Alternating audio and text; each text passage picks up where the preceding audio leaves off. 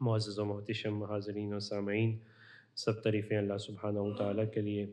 بارگاہ رسالت مآب صلی اللہ علیہ وسلم میں تواتراً نذرانہ عقیدت و محبت و احترام پیش کرنے کے بعد عید الفطر کی خوشیاں بانٹنے اور سمیٹنے کے بعد اور مسلمان اپنے روزوں کی تکمیل کی خوشی اور امت کی یکجہتی کا عبادات و شکر میں اظہار، اس کے بعد یہ پہلا جمعہ ہوتا ہے جو خصوصی دن ہوتا ہے جس میں ہمارا فوکس اس بات پر ہونا چاہیے کہ ہم نے ماہ رمضان اور عید کی ان برکتوں کو کس طرح مضبوط کرنا ہے۔ رمضان کا مہینہ یقینی طور پہ ہمارے لیے ایک ایسا موقع ہوتا ہے کہ ہم اپنے ایمان، عبادات، اخلاق اور روحانی زندگی کو ایک نئے سرے سے ترتیب دینے کی کوشش کرتے ہیں، اور عید کے بعد پھر پیغام بھی یہی بنتا ہے، توجہ بھی اسی بات پر مرکوز رہنی چاہیے کہ اس تجدید شدہ روحانیت اور بہتر اخلاقی زندگی کو تسلسل کیسے دیا جا سکتا ہے۔ بس اسی تناظر میں ہم چند پہلوؤں پر بات کریں گے۔ نمبر ایک، اسپرچل رینیول جو روحانی تجدید ہے اس پر۔ دوسرا، سماجی ذمہ داریاں، سوشل رسپانسبلٹی کیا بنتی ہے۔ پھر دنیا و آخرت کی کامیابی کہ اس دنیا میں اور ہیئر آفٹر، اس کے بعد جو دنیا ہے اس میں کامیابی کا مدار، اور اسی ضمن میں 7 اپریل کو چونکہ WHO ورلڈ ہیلتھ آرگنائزیشن اسے یوم صحت ہیلتھ ڈے کے طور پر اپناتی ہے، مناتی ہے، اویئرنیس دی جاتی ہے صحت سے متعلقہ، تو ہم اسی تناظر میں اسلامی جو اسلوب ہیں صحت کے ان پر بھی ایک مختصر سی بات پیش کرنے کی کوشش کریں گے۔ اللہ تعالیٰ مجھے حق کہنے، آپ کو سن کر ہم سب کو عمل کی توفیق عطا فرمائے۔ رمضان کی روحانی تعلیمات اور عید کے بعد کا ایک مقصد اس آیہ مبارکہ میں ذکر کیا گیا۔ بسم اللہ الرحمن الرحیم۔ یا ایہا الذین آمنوا اتقوا اللہ وقولوا قولا سدیدا۔ اے ایمان والو، تقوی اختیار کرو، وہ تقوی جو رمضان میں پایا تھا۔ یا ایہا الذین آمنوا کتب علیکم الصیام کما کتب علی الذین من قبلکم لعلکم تتقون۔ اس امید پر کہ تم متقی ہو جاؤ، تو تم پر امید ہو کر رمضان کا مہینہ اپنی اصلاح کی کوشش کرتے رہے، اپنی وسعت کے مطابق جو کچھ تم نے کیا، اب اسے کرنے کے بعد اس ٹریک کو بھولنا نہیں، بلکہ یا ایہا الذین آمنوا اتقوا اللہ، اے ایمان والو تقوی کو مستقل اختیار کرو۔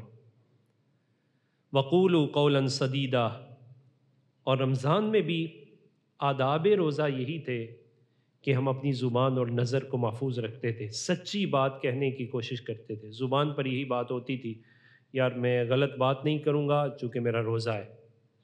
تو اس فلسفے کو اس آیہ مبارکہ میں یوں ذکر کیا گیا، وَقُولُوا قَوْلًا سَدِيدًا، سچی بات کرنا ہی سیکھو، تمہاری شان یہ ہے، قولو کہو، قولاً سدیدا، سچی بات۔ ہوگا کیا؟ یصلح لکم اعمالکم، رب تعالیٰ تمہارے اعمال کو درست فرما دے گا۔ بندہ یقین کرے، خود کوشش کرے تو بات نہیں بنتی، لیکن رب فضل فرمائے تو بگڑی بھی بن جاتی ہے۔ یہ فارمولہ بیان کیا گیا، یصلح لکم اعمالکم، رب تعالیٰ تمہارے اعمال کو درست فرمائے گا، اور صرف اعمال کی درستگی نہیں ہوگی، یغفر لکم ذنوبکم، وہ اللہ تعالیٰ تمہارے گناہوں کو بھی معاف فرمائے گا۔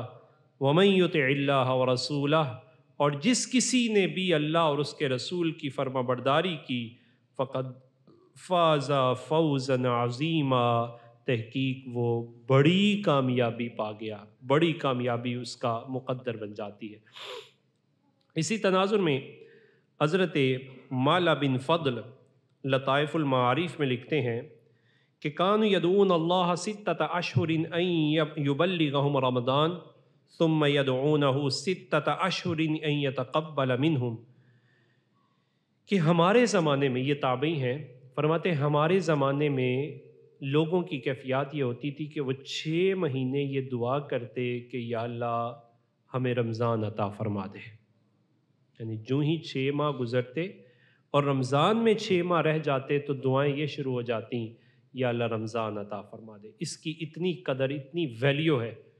اور پھر جب وہ رمضان کی ساتوں کو پا لیتے تو 6 مہینے اس فکر میں گزر جاتے مالک رمضان کی جو توفیق دی ہے اسے قبول فرما لے، یعنی پورا سال رمضان کے گرد گزرتا ہے، 6 مہینے رمضان پانے کی فکر اور 6 مہینے رمضان میں کی ہوئی عبادت کی قبولیت کی فکر میں گزر جاتے ہیں۔ حضرت فضل بن یعلا جس کے لیے دوڑ لگی ہوئی تھی، وہ دعائیں کرتے کرواتے کہ مالک ہماری نیکیوں کو قبول فرما لے۔ وجہ کیا تھی؟ تابعین خود فرماتے ہیں اس وجہ سے کہ نیکی کرنا کمال ہے، لیکن اس نیکی کو محفوظ کرنا اور قبولیت تک لے جانا یہ اصل کمال ہے۔ بالکل اسی طرح رشتے بنانا بھی کمال ہے، نکاح بھی کمال ہے، لیکن نکاح نبھانا اصل کمال ہے۔ نیکی کمال ہے، لیکن اصل کمال کیا ہے کہ اس نیکی کو قبولیت کے درجے تک پہنچایا جائے۔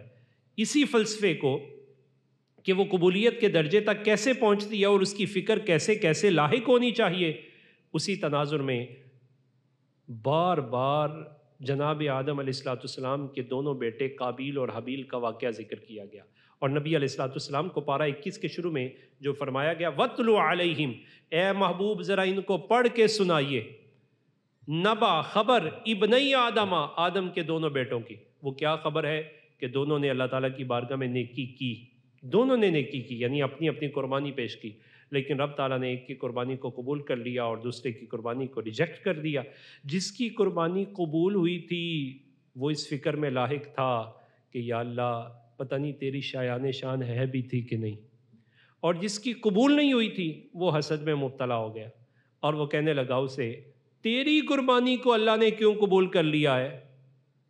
تو اس نے اس کو جواب دیا کہ میری قربانی کو اللہ تعالیٰ نے اس وجہ سے قبول کیا ہے کہ مجھے یہ لگتا ہے کہ مجھے یہ فکر تھی کہ پتہ نہیں اس کی شایان شان بھی ہے کہ نہیں ہے، میں نیکی کر رہا تھا لیکن ڈر رہا تھا، اترایا نہیں میں کسی موقع پر۔ وہ اسے کہنے لگا نہیں میں تو تجھے قتل کر دوں گا۔ اس نے کہا بھائی تو ایک گناہ کے بعد دوسرے گناہ میں کیوں پڑتا ہے، حسد میں پڑتا ہے؟ تجھے میں ایک فارمولہ بتا دیتا ہوں، اور فارمولہ یہ ہے کہ رب تعالیٰ ڈرنے والوں کی قربانیوں کو قبول فرما لیتا ہے۔ کہ قبولیت اسی کی ہوتی ہے جو ڈرتا ہے، جس کے اندر خوف نہیں ہے، خشیت نہیں ہے، اس کی قبولیت نہیں ہوتی۔ اب جب یہ بات ہوئی لیکن اس نے اس بات سے اعراض کر دیا اور اپنے اس گناہ میں مبتلا ہو گیا جس گناہ کی سزا قیامت تک آنے والے ہر قاتل کے قتل کے گناہ کی صورت میں اسے بھی عطا کی جائے گی۔ اتنا بڑا گناہ کا ارتکاب ہو گیا، قتل اتنا بڑا گناہ ہے۔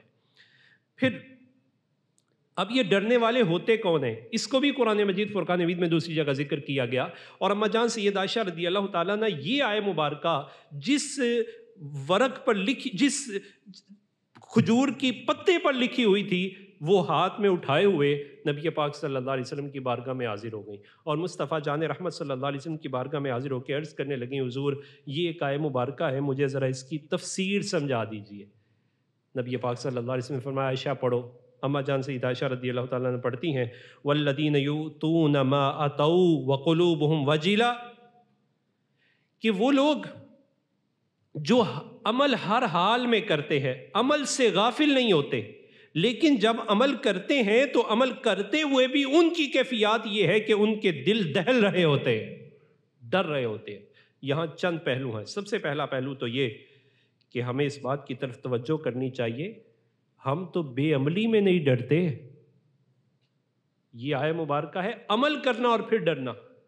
اماں جان سیدہ عائشہ رضی اللہ تعالیٰ عنہ کے دل میں جو خیال تھا جس کی وجہ سے وہ بارگاہ رسالت میں آپ صلی اللہ علیہ وسلم میں حاضر ہوئیں، وہ خیال یہ تھا کہ شاید یہاں عمل سے مراد برا عمل ہے، کہ جب بندہ برا عمل کرتا ہے تو پھر ڈرتا ہے۔ عرض کیا کہ حضور یہ آیت چوروں کے بارے میں ہے، بد کرداروں کے بارے میں ہے کہ وہ عمل کرتے ہیں اور ڈر بھی رہے ہوتے ہیں۔ فرمایا نہیں، اگر اسے بد کرداری یا بے عملی کرتے ہوئے خوف ہوتا تو بے عملی کرتا کیوں؟ یہ ان کے بارے میں نہیں ہے کہ انہوں نے عمل برا کیا ہے اور ڈرتے ڈرتے کیا ہے۔ فرمایا نبی پاک صلی اللہ علیہ وسلم نے فرمایا لا یا بنت صدیق ولکنہم الذین یصلون ویصومون ویتصدقون وہم یخافون الا یتقبل منہم۔ اے صدیق باپ کی صدیق بیٹی، یہ ان لوگوں کے بارے میں ہے جنہوں نے نمازیں بھی پڑھی ہیں، روزے بھی رکھے ہیں، صدقات و خیرات بھی دیے ہیں، لیکن ان کے دل میں خوف یہ ہے پتہ نہیں اللہ کی شایان شان ہوا کہ نہ ہوا، اللہ قبول بھی فرمائے گا کہ نہیں فرمائے گا۔ یعنی ڈرنے والے وہ ہیں، یہ وہ لوگ کہ جو عمل کرتے ہیں، اعمال صالحہ کرتے ہیں، اور اعمال صالحہ کرنے کے بعد ان کے دل میں یہ خشیت، یہ خوف طاری رہتا ہے کہ پتہ نہیں اللہ تعالیٰ اس کو قبول فرمائے گا کہ نہیں فرمائے گا۔ اس سے پتہ یہ چلا کہ بندے کو کبھی بھی اعمال صالحہ پر اترانا، تکبر کا شکار یا غفلت کا شکار نہیں ہونا چاہیے۔ اس کے اندر ایک تو تسلسل بھی رہنا چاہیے، اور تسلسل کے بعد جتنا عمل زیادہ ہو اتنی عاجزی آنی چاہیے۔ یہ اصول فطرت یہ ہے کہ جس درخت پر، شاخ پر پھل زیادہ ہوتا ہے وہ اتنی زیادہ جھک جاتی ہے۔ آپ عارضی پلاسٹک کے جتنے مرضی پھل لگا لیں، جتنی مرضی کسی ٹہنی پہ لگا دیں، اس کے اندر وہ فطرتی جھکاؤ نہیں آئے گا۔ فطرتی جھکاؤ کب آئے گا؟ جب اس پر اصلی پھل لگیں گے۔ تو یہ جو نقلی پھل ہوتے ہیں، عارضی پھل ہوتے ہیں، یہ انسان کے اندر جھکاؤ نہیں پیدا کرتے۔ حقیقی پھل اگر انسان کو لگیں تو وہی انسان کے اندر جھکاؤ کو پیدا کرتے ہیں، اور یہی جھکاؤ ہے جس کے ایک بارے میں اقبال نے کہا تھا صراحی سرنگوں ہو کر برا کرتی ہے پیمانے۔ پھر یہ پیمانے بڑھتے ہیں اور پھر کسی کو دینے کی صلاحیت بھی انسان کے اندر جو ہے وہ پیدا ہوتی ہے۔ اب خلاصہ کلام یہاں تک یہ نکلا کہ نیکی کرنے کے بعد ڈر جانے والے وہ لوگ ہیں جو نیکی کی قبولیت کی فکر میں لگ جاتے ہیں، جنہوں نے نیکی کی طرف سبقت کی، اور جنہوں نے نیکی کی طرف سبقت کرنے کے بعد یہ بھی سمجھ لیا کہ محض ہم یہاں تک نہیں ہیں بلکہ ہمارا ایک تسلسل ہے، اور اس نیکی کو ہم نے اس تسلسل کے ساتھ اپنی پوری زندگی کے اندر کرنا ہے۔ ذرا مجھے اور آپ کو سیلف اکاؤنٹیبلٹی، اپنا محاسبہ کرنا چاہیے کہ جو نیکی 60 سالہ زندگی میں اپنا تسلسل قائم نہ رکھ سکے، کیا وہ جنت تک ہمیں لے جائے گی؟ اس وجہ سے نیکی کو محض عارضی، چند لمحاتی، رمضانی نہیں رکھنا چاہیے، بلکہ اسے ربانی تصور میں ڈال کر ادائیگی کرنی چاہیے۔ اور جب رمضانی تصور فقط نہ ہو، ربانی تصور ہو، تو پھر جب بھی نیکی کا موقع ملتا ہے فاستبقوا الخیرات کی عملی تصویر بن کر وہ بندہ سب سے پہلے ہی نظر آتا ہے، اور انسان کوشش کرتا ہے کہ انسان اس نیکی کو کرے بھی، اور کرنے کے بعد اللہ تعالیٰ کی بارگاہ میں عاجزی کے ساتھ دعائیں کرے۔ دیکھیں اتنی بڑی نیکی، قرآن مجید فرقان حمید نے اس کو ذکر کیا، کعبۃ اللہ کی تعمیر کو۔ جناب ابراہیم علیہ السلام، جناب اسماعیل علیہ السلام نے جب کعبۃ اللہ کو تعمیر کر لیا، اتنی بڑی نیکی تھی، لیکن اس کے باوجود جب دعا کر رہے تھے تو کپ کپی تاری تھی، اسے جھومنے سے تعبیر کیا گیا۔ اللہ تعالیٰ کی بارگاہ میں جھومتے ہوئے کپ کپی کے انداز میں یہ کلمات کہے جسے قرآن نے نقل کیا، ربنا تقبل منا انک انت السمیع العلیم۔ اے اللہ تقبل منا، ہم سے اس کو قبول فرما لے، انک انت السمیع العلیم، بے شک تو سنتا جانتا ہے، کہ دلوں کے راز بھی تجھے معلوم ہے، اور جو ہم کلمات کہہ رہے ہیں اسے بھی تو اپنی شان کے مطابق سماعت فرماتا ہے۔ پتہ چلا کہ نیکی کرنے کے بعد قبولیت کی فکر یہ انبیاء کی سنت بھی ہے، قرآن کا مقصود و مدعا بھی ہے۔ نبی پاک صلی اللہ علیہ وسلم نے اسی پہلو کی طرف یوں بھی توجہ دلائی کہ جانے دو عالم صلی اللہ علیہ وسلم فرماتے ہیں اللہ تعالیٰ کی بارگاہ میں یہ دعا کیا کرو تعلیم امت کے لیے۔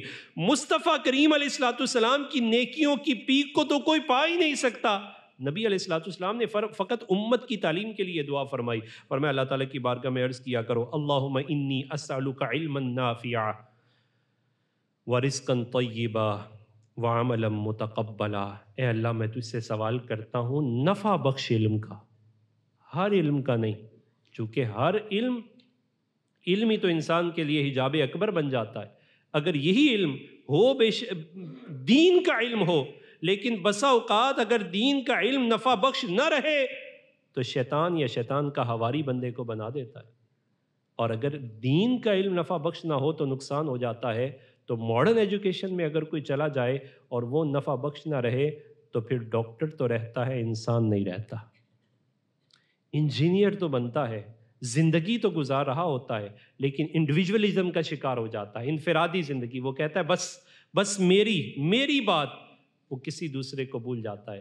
نفع بخش علم وہ ہے جو اپنے لیے بھی فائدہ مند ہو اور جڑے ہوئے لوگ اللہ کی مخلوق کے لیے بھی فائدہ مند ہو، خواہ وہ اس علم دین کا ہو یا دنیا کا علم ہو۔ اللہ کی بارگاہ میں یہ سوال ضرور کرتے رہنا چاہیے، یا اللہ مجھے نفع بخش علم عطا فرما دے، کہ وہ یہاں تک محدود نہ رہ جائے، وہ علم نہ ہو، وہ سکلز بھی نہ بندے کے پاس آئیں کہ جن سکلز کا نفع صرف اس دنیا میں رہ جائے، قبر میں جائیں تو ہاتھ خالی ہو۔ نفع بخش علم وہ ہے جو اس دنیا میں بھی کام آئے، عالم برزخ میں بھی کام آئے اور عالم آخرت میں بھی کام آئے۔ یہ دعا ہے بڑی مختصر لیکن کمپریہنسو۔ جامعیت کتنی ہے؟ اللہم انی اسألک علما نافعا۔ اپنے بچوں کو یہ دعا سکھانی بھی چاہیے، اور دعا سکھانے کے بعد ان کے اندر یہ فکر بھی گھول کے ڈالنی چاہیے، اللہم انی اسألک علما نافعا۔ پھر فرمایا رزقا طیبا۔ اس تناظر میں علماء محدثین بات کرتے ہیں کہ علم رزق کا ذریعہ بنتا ہے، علم کے ذریعے رزق آتا ہے۔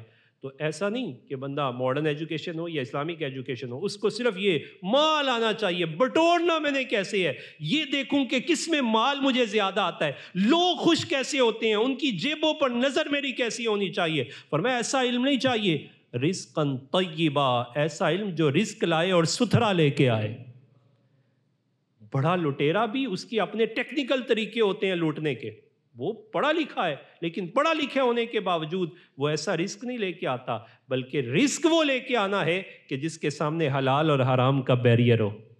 وہ ایسے رزق کو نہیں آنے دیتا جو حرام ہے، وہ ایسے رزق کی طرف نہیں لپکتا جو حرام ہے، وہ ایسے رزق کی طرف نظر بھی نہیں اٹھاتا کہ جو حرام ہے، بلکہ رزقا طیبا، وہ اس رزق کی طرف جاتا ہے جو رزق پاکیزہ ہے، ستھرا ہے، صاف ستھرا۔ تو علم رزق لاتا ہے، لیکن رزق علم وہ لے کے آئے جو طیب اور ستھرا ہو۔ لہٰذا جس کے پاس بھی جو نالج ہے، جو سکلز ہیں، وہ یہ دعا بھی اللہ تعالیٰ کی بارگاہ میں کرتا رہے، یا اللہ یہ سکلز، نالج، یہ اتھارٹی، یہ منصب، یہ ساری چیزیں رزق تو لے کے آئیں، لیکن فقط رزق نہ ہو بلکہ رزق حلال ہو، طیب ہو، ستھرا ہو۔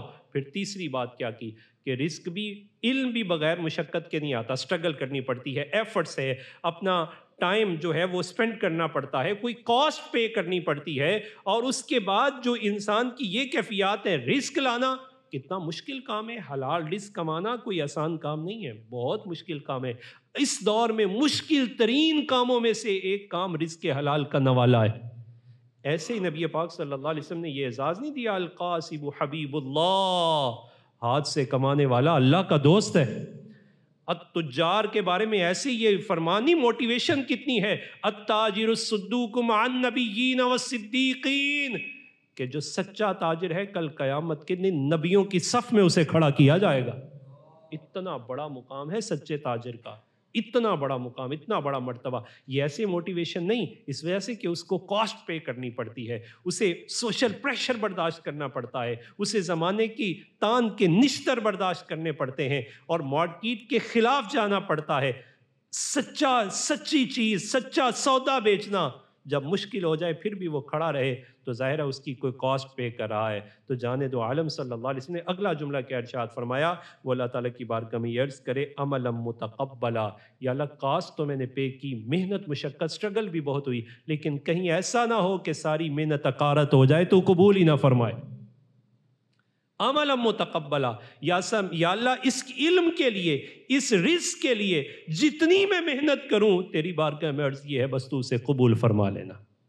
عملا متقبلا، اس پہلو پر مجھے اور آپ کو خصوصی طور پر توجہ بھی کرنی چاہیے کہ عمل وہی ہے کہ جس کی قبولیت کی فکر بندے کو لاحق ہو، ماہ رمضان ہے، عید کی خوشیاں ہیں، یکجہتی کے پیغامات ہیں، روزے ہیں، نمازیں ہیں، زکوٰتیں ہیں، نہ جانے کیا کیا کیا اللہ تعالیٰ نے کس کو کس کس انداز میں خوبصورت توفیق عطا فرمائی، لیکن رمضان گزرنے کے بعد بالکل اس کی اراس کر دے، سست پڑ جائے، کوتاہی ہو جائے، نہیں، اب اس کو فکر یہ دامنگیر ہونی چاہیے کہ پتہ نہیں اللہ تعالیٰ کی شایان شان بھی ہوا ہے کہ نہیں ہوا۔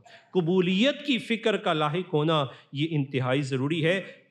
3 پہلو یہاں ذکر کیے گئے۔ پہلا، نیکی کرنی ہے۔ دوسرا پہلو کہ پھر اس کی قبولیت کی فکر کرنی ہے۔ اب تیسرا پہلو کیا ہے؟ اس نیکی کو محفوظ بھی کرنا ہے، اسے بچانا بھی ہے۔ اس وجہ سے کہ شیطان ہر گھڑی اور ہر لمحہ وہ ہمارا دشمن ہے۔ قرآن مجید فرقان حمید میں سادہ سے جملوں میں یہ کہا گیا، ان الشیطان، بے شک شیطان، لکم عدو مبین، تمہارا کھلا دشمن ہے، بالکل کھلے عام وہ وار کرتا ہے تمہارے اوپر۔ تو جب اتنا کھلا دشمن ہے تو وہ کرنا کیا چاہتا ہے؟ اس کا سب سے بڑا ٹارگٹ یہ ہوتا ہے کہ بندے کی نیکیوں کو ضائع کر دے، اور ضائع کر کے وہ اپنی صف میں بندے کو لے آئے، اور اپنی صف میں لانے کے بعد قیامت کے دن جب وہ کھڑا ہو، اتنا کچھ ہونے کے باوجود بھی خالی ہاتھ ہو جائے۔ جانے دو عالم صلی اللہ علیہ وسلم نے ایک موقع پر ارشاد فرمایا، مل مفلس، صحابہ بتاؤ مفلس کون ہے؟ تو صحابہ کرام رضوان اللہ علیہم اجمعین نے اسی کامن سینس کے مطابق جس سنیریو میں بات ہو رہی تھی اسی میں جواب دے دیا کہ مفلس وہ ہوتا ہے من لا درہم لہ ولا دینارا، جس کے پاس درہم و دینار نہ ہو۔ ہم بھی آج محتاج اور فقیر اسی کو سمجھتے ہیں جس کے پاس کوئی بینک بیلنس موجود نہ ہو۔ تو صحابہ نے بھی یہ جواب دے دیا، نبی پاک صلی اللہ علیہ وسلم یہ تو مفلس نہیں ہے، یہ تو دنیا کا مفلس ہے، قیامت کے دن مفلس کون ہے؟ اب صحابہ خاموش تھے۔ عرض کیا اللہ و رسولہ عالم، اللہ جانتا ہے یا اس کا رسول جانتا ہے؟ نبی پاک صلی اللہ علیہ وسلم نے پھر اسی حدیث کا اگلا حصے کا مفہوم یہ فرمایا، قیامت کے دن مفلس وہ ہوگا جو آئے گا تو اس کے پاس اعمال بہت سارے ہوں گے، لیکن اس کے کسی عمل کو اللہ تعالیٰ قبول نہیں فرمائے گا۔ عرض کیا وجہ کیا ہے؟ فرمایا وجہ یہ ہے جب اسے کہا جائے گا لاؤ اعمال، وہ کہے گا میرے اتنے اعمال، رب تعالیٰ فرمائے گا بتا یہ جو علم تجھے دیا تھا تو جب اس علم کو آگے پھیلاتا تھا تو غرض کیا ہوتی تھی؟ اب اس دن تو کوئی جھوٹ نہیں بول سکتا، وہ کہے گا میری غرض یہ ہوتی تھی لوگ کہیں واہ واہ واہ واہ، یہ تجھے سکلز دیے تھے، جو تجھے سخاوت کے لیے مال دیا تھا، کس لیے؟ لوگ کہیں واہ واہ، لوگ کہیں واہ واہ۔ تو رب تعالیٰ فرمائے گا جا پھر جن کی واہ واہ چاہیے تھے اجر بھی ان سے جا کے لے لے، تو میرے لیے کیا لے کے آیا ہے؟ تو اس وقت فکر یہ دامنگیر ہونی چاہیے کہ اس نیکی کو محفوظ کرنا، اس کی قبولیت کی فکر کرنا، اور اللہ تعالیٰ کی بارگاہ میں اس کے لیے خصوصی طور پہ دعائیں کرنا، خاص طور پہ جسے نیکی کی توفیق ملتی ہے، نیکی کے جس منصب پر جو فائز ہوتا ہے، جو بھی ملتی ہے وہ نیکی کرے بھی، اس نیکی کے اندر تسلسل کی دعا بھی کرتا رہے اور تسلسل قائم بھی رکھے، اور پھر اس نیکی کو محفوظ کرنے کی کوشش کرنا، یہ ایک مسلمان کے لیے انتہائی ضروری ہے۔ رب تعالیٰ نے قرآن مجید فرقان حمید میں ارشاد فرمایا، من جاء بالحسنۃ فلہ عشر امثالھا، جو ایک نیکی لے کر آئے گا اللہ اسے 10 گنا اجر عطا فرمائے گا۔ اب یہاں مفسرین نے سوال اٹھایا کہ یہ کیا بات ہے کہ نیکی ایک ہے اور اجر 10 گنا ہے، اس میں لاجیکلی کیا ہے، حکمت کیا ہے؟ اس وجہ سے کہ نیکی کرنا تو کمال ہے، تسلسل بھی کمال ہے، لیکن شیطان کے سارے حربوں سے، اس کی وسوسوں سے، اس کی ریاکاریوں دکھلاووں سے بچا کر میزان پر لے کے آنا یہ بڑا کمال ہے۔ تو اس بڑے کمال کی وجہ سے کہ اس نے نیکی کو بچایا اور میزان تک سنسیئرٹی کے ساتھ، پیورٹی کے ساتھ اللہ تعالیٰ کی بارگاہ تک لے آیا اور اللہ کی رضا کے لیے لے کے آیا، تو پھر رب تعالیٰ بچانے پر 9 گنا زیادہ بندے کو اجر عطا فرماتا ہے۔ اما جان سیدہ عائشہ رضی اللہ تعالیٰ عنہا فرماتی ہیں کہ نبی پاک صلی اللہ علیہ وسلم فرمایا کل قیامت کے دن جب دیوان نوشتے، وہ رجسٹرز، وہ آڈٹ فائلز جو ہیں وہ ساری کی ساری جب پیش کی جائیں گی تو ان کی 3 حصے ہوں گے، الدواوین ثلاثۃ، دیوان 3 ہوں گے، فدیوان لا یغفر اللہ منہ شیئا، ان میں سے ایک وہ ہے اللہ اس میں سے کچھ بھی معاف نہیں فرمائے گا۔ دوسرا وہ ہے کہ اللہ تعالیٰ کو اس کی بالکل کوئی پرواہ نہیں ہوگی، وہ جیسے اپنی رضا کے مطابق چاہے گا ویسے اللہ تعالیٰ اعراض فرمائے گا اس سے۔ تیسرے وہ ان لوگوں کے رجسٹر ہوں گے کہ اللہ تعالیٰ ان میں سے کسی چیز کو چھوڑے گا ہی نہیں جب تک کہ وہ پورا نہیں کر پائے گا۔ وگرنہ اس کا وبال اسے بھگتنا پڑے گا۔ جانے دو عالم صلی اللہ علیہ وسلم کی بارگاہ میں عرض کی کہ حضور اس کی تفصیل ارشاد فرما دیجئے۔ نبی پاک صلی اللہ علیہ وسلم نے فرمایا امت دیوان الذی لا یغفر اللہ منہ شیئا، رہے وہ دیوان کہ اللہ تعالیٰ جن کے رجسٹر میں یہ بات ہوگی اللہ انہیں معاف نہیں فرمائے گا۔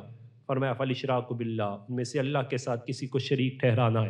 اس ضمن میں علماء نے لکھا یہ بہت بڑا گناہ ہے، اکبر گناہ ہے کہ اللہ کے ساتھ کسی کو شریک ٹھہرایا جائے، لیکن اس سے بڑا بھی گناہ ہے کہ کسی مسلمان پر شرک کی تہمت لگائی جائے۔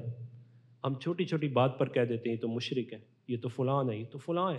یہ اس سے بڑا گناہ ہے کہ کسی مسلمان موحد پر شرک کی تہمت لگا دی جائے۔ یہ کلمہ انتہائی نازیبا اور اللہ تعالیٰ کے ہاں انتہائی ناپسندیدہ ہے کہ کسی پر شرک کی تہمت لگا دینا۔ پھر دوسرا فرمایا ان لوگوں کے رجسٹر کہ اللہ تعالیٰ کو ان کی بالکل پرواہ نہیں ہوگی، اللہ تعالیٰ ان کو بالکل اگنور فرما دیں گے۔ وہ بندے ہیں کہ فَظُلْمُ الْعَبْدِ نَفْسَهُ فِي مَا بَيْنَهُ وَبَيْنَ رَبِّهِ، بندے کا اپنی ذات پر ظلم کرنا، جسے اپنی پرواہ نہیں رہی زندگی میں، اللہ کو قیامت کے دن اس کی کوئی پرواہ نہیں ہوگی۔ اسی وجہ سے صوفیاء نے وہ جو صدری فرمایا نا من عرف نفسہ فقد عرف ربہ، جس نے اپنے آپ کو پہچانا اسی نے اپنے رب کو پہچانا۔ اور اقبال نے بھی اسی پہلو پر بات کی تھی، اپنے من میں ڈوب کر پا جا سراغ زندگی، کہ سراغ زندگی پانا چاہتا ہے تو ذرا اپنے قرآن بھی یہ کہتا ہے فلا تدبرون فلا تعقلون، اپنے آپ میں غور و فکر کرو، تدبر کرو، تم کسی نہ کسی نتیجے پر پہنچ جاؤ گے۔ جو بندہ اپنے ساتھ سنسیئر نہیں ہے وہ اپنے معاملات میں اپنے رب کے ساتھ کیسے سنسیئر ہو سکتا ہے؟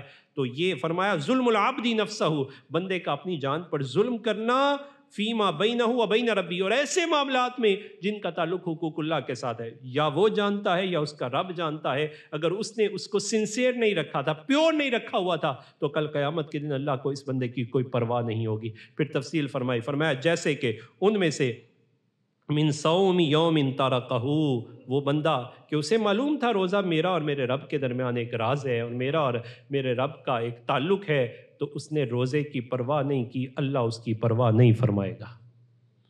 اس نے روزے کو چھوڑ دیا، اللہ اسے چھوڑ دے گا۔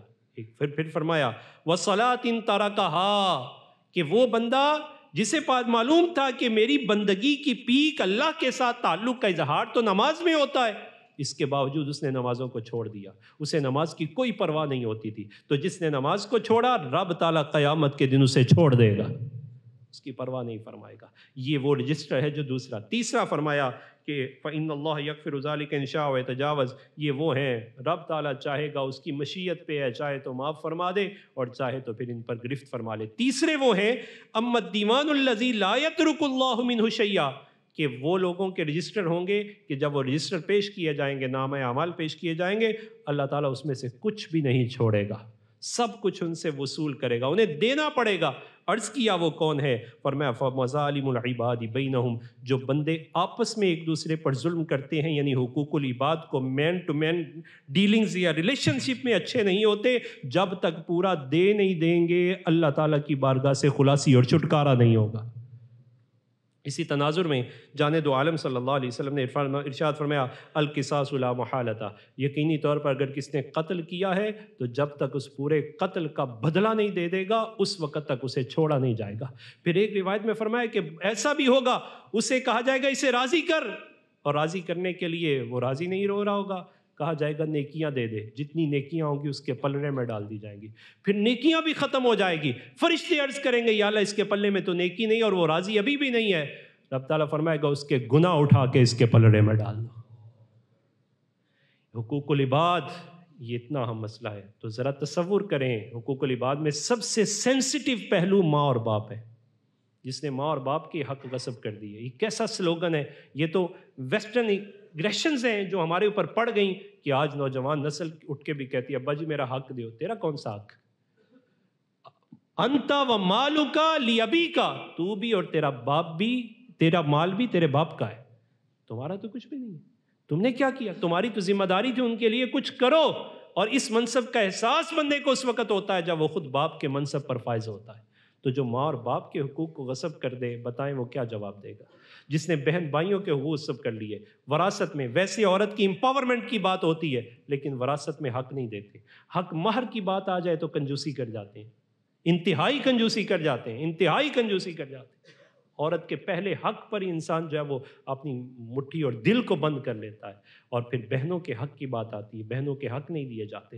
نبی پاک صلی اللہ علیہ وسلم کا فرمان سماعت کیجئے، جانے دو عالم صلی اللہ علیہ وسلم نے فرمایا لا یستقیم ایمان عبد، اس بندے کا ایمان پختہ ہوتا ہی نہیں حتی یستقیم قلبہ، یہاں تک کہ اس کا دل پختہ نہ ہو جائے۔ عرض کیا حضور دل کیسے پختہ ہوتا ہے؟ فرمایا لا یستقیم قلبہ حتی یستقیم لسانہ، اس بندے کا دل کیسے پختہ ہو سکتا ہے جس کی زبان ہی پکی نہ ہو، جو زبان کا ہی سچا نہ ہو، زبان کر کے مکر جائے، یو ٹرن لے لے اور کہے جناب یہ تو میرا ایک سوشل سٹائل ہے۔ نہ فرمایا جس کی زبان سیدھی نہیں، دل سیدھا نہیں ہوتا۔ پھر فرمایا ولا يدخل الجنہ رجل لا یأمن جارہ بوائقہ، فرمایا وہ بندہ جنت میں داخل ہی نہیں ہو سکتا جس کی زبان کی بدبو سے اس کا ہمسایہ محفوظ نہیں ہوتا۔ تو ہمسائے کا اتنا حق ہے تو بہن بھائیوں کا کتنا حق ہوگا؟ بہن بھائیوں کا اتنا حق ہے تو جن کی وجہ سے بہن بھائیوں کا رشتہ بنا اس ماں اور باپ کا کتنا حق ہوگا؟ تو یہ وہ کیفیات ہیں جن پر خصوصی اس ماہ رمضان المبارک کے بعد کا پہلا جمعہ ہمیں توجہ دلاتا ہے کہ ہمیں ان نیکیوں کو محفوظ کرنا ہے، اور ان کے محفوظ کرنے کے ذرائع میں سے بہترین ذریعہ یہ ہے کہ ان کے اندر تسلسل کو قائم کیا جائے، اور تسلسل کے ساتھ ساتھ پیورٹی اور سنسیئرٹی کے ساتھ اللہ تعالیٰ کی بارگاہ میں دعائیں بھی کی جائیں کہ رب تعالیٰ ان نیکیوں کو قبول بھی فرمائے، اور قبول فرمانے کے بعد قیامت کے دن ان کے اجر کا ذریعہ بھی بنائے۔ یہ بات بھی شریعہ نے بڑے واضح انداز میں کی کہ نیکی کے دو سائڈز ہیں، ایک تو اس کا اثر ہے اور ایک اس کا اجر ہے۔ نیکی کا اثر انسانی زندگی میں خود بخود ظاہر ہوتا ہے، اور رہا اس کا اجر تو اس کا اجر پروردگار عالم کل قیامت کے دن عطا فرمائے گا۔ اسی تناظر میں شریعہ نے، یہ تو تھا اس کی اسپرچل سائڈ، اب ذرا اس کی فزیکل سائڈ دیکھیں کہ شریعت مطہرہ نے اس فزیکل سائڈ کو بھی ماہ رمضان کے بعد پورے اعتدال کے ساتھ قائم رکھنے کا حکم ارشاد فرمایا کہ انسان جس طرح اسپرچل مضبوط ہوتا ہے ماہ رمضان میں تو فزیکلی بھی روزہ بندے کو مضبوط کرتا ہے، تو کہا اس تسلسل کو بھی پوری طرح تم قائم رکھو۔ وہ ایک شخص تھا، اس نے کسی سے سوال کیا کہ ہمیں یہ بتائیے، علی بن حسین واقدی سے، عیسائی طبیب نے سوال کیا، یہ اورینٹلسٹ میں سے تھا، اس نے کہا کیا مسلمانوں کی کتاب میں علم ادیان کہ جو کمپیریٹیو سٹڈی ہے وہ تو بہت زیادہ ہے، ان کے جوابات تو موجود ہیں، تو کیا ڈاکٹریٹ کے متعلقہ بھی، یہ میڈیکیشن کے متعلقہ بھی کوئی ہدایات موجود ہیں؟ تو آپ نے اس کو جواب دیا قد جمع اللہ الطب کلہ فی نصف آیت من کتابنا، رب تعالیٰ نے تمہاری پوری میڈیکل کو اپنے قرآن کی ایک آیت کے ایک حصے میں بیان فرما دیا ہے۔ بڑا حیران ہوا کہ یہ کیسے؟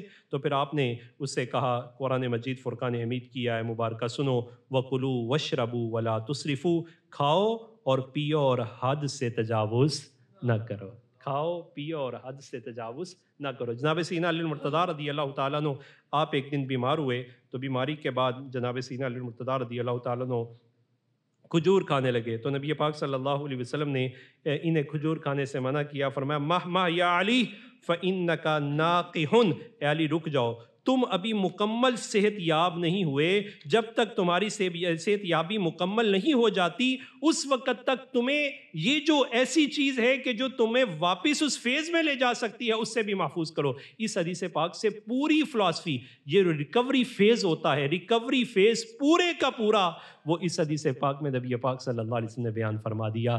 گویا ماہ رمضان کا یہ جمعہ ہم سے یہ اس بات کا تقاضا کرتا ہے کہ میں اور آپ اس اسپرچل اور اس روحانیت کو بھی اور اس فزیکل فٹنس کو بھی برقرار رکھنے کی کوشش کریں۔ اللہ تعالیٰ مجھے آپ کو توفیق